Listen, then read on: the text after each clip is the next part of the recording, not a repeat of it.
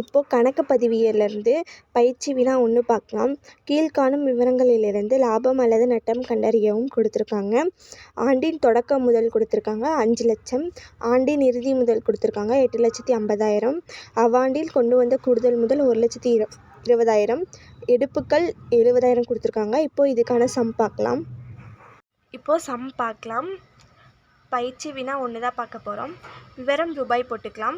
இதுதான் அதுக்கான ஃபார்மேட்டு. இறுதி முதல் ப்ளஸ் எடுப்புக்கள். இறுதி முதல் எவ்வளோ கொடுத்தாங்க? 8,50,000 கொடுத்தாங்க. எடுப்புக்களை வந்து ஃபார்முலாவில் ப்ளஸ் பண்ண சொல்லியிருக்காங்க. அப்போ எடுப்புக்கள் 70,000 போட்டும் இறுதி முதலையும் எடுப்புக்களையும் ப்ளஸ் பண்ணால் நமக்கு 9,20,000 கிடைக்கும்.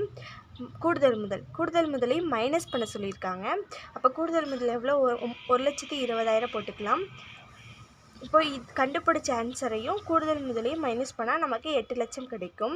இப்போ தொடக்க முதலையுமே மைனஸ் பண்ண சொல்லியிருக்காங்க. தொடக்க முதல் எவ்வளோ? 5 லட்சம் போட்டுக்கலாம்.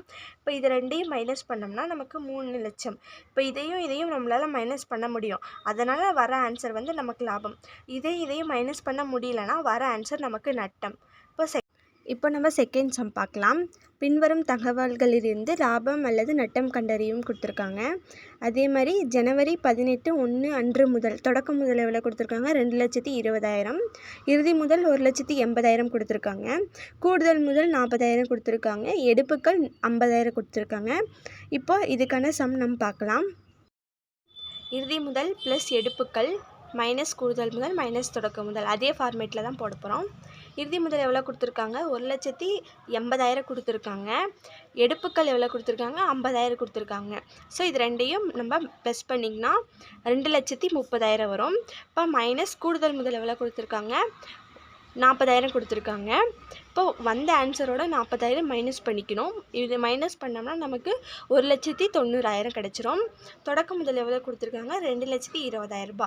அதையும் மைனஸ் பண்ணிக்கணும். வந்த ஆன்சரோட 2,20,000 மைனஸ் பண்ணால் 30,000. நம்ம இதையும் நம்மளால் மைனஸ் பண்ண முடியாது. ஏன்னா சின்ன நம்பர் வந்து மேலே இருக்குது, பெரிய நம்பர் கீழே இருக்குது. அதனால் இது ரெண்டையும் மைனஸ் பண்ணி நட்டம்னு போடணும். நம்மளால் மைனஸ் பண்ண முடிஞ்சால் ப்ளஸ், நம்மளால் மைனஸ் பண்ண முடியலன்னா இது நட்டம், அதாவது மைனஸ். இப்போ தேர்ட் சம் பார்க்கலாம். பின்வரும் விவரங்களிலிருந்து விடுபட்ட தகவலை காணவும் கொடுத்துருக்காங்க. இதுக்கு முன்னாடி சம்லாம் லாபம் அல்லது நட்டம் மட்டும் கண்டுபிடிக்க சொல்லியிருப்பாங்க. ஆனால் இதில் தொடக்க முதல் கண்டுபிடிக்க சொல்லியிருக்காங்க. இறுதி முதல் எவ்வளோ கொடுத்துருக்காங்க? 80,000 கொடுத்துருக்காங்க. கூடுதல் முதல் 30,000 கொடுத்துருக்காங்க. எடுப்புக்கள் 15,000 கொடுத்துருக்காங்க. தொடக்க முதல்ல நம்ம கண்டுபிடிக்க போகிறோம். நட்டம் அவங்களே கொடுத்துட்டாங்க. நட்டம் வந்து 25,000 கொடுத்துருக்காங்க. இப்போ இதுக்கான சம் வந்து பார்க்கலாம். சம் 3 பார்க்கலாம். அதே மாதிரியே விவரம் ரூபாய் கொடுத்துருக்காங்க.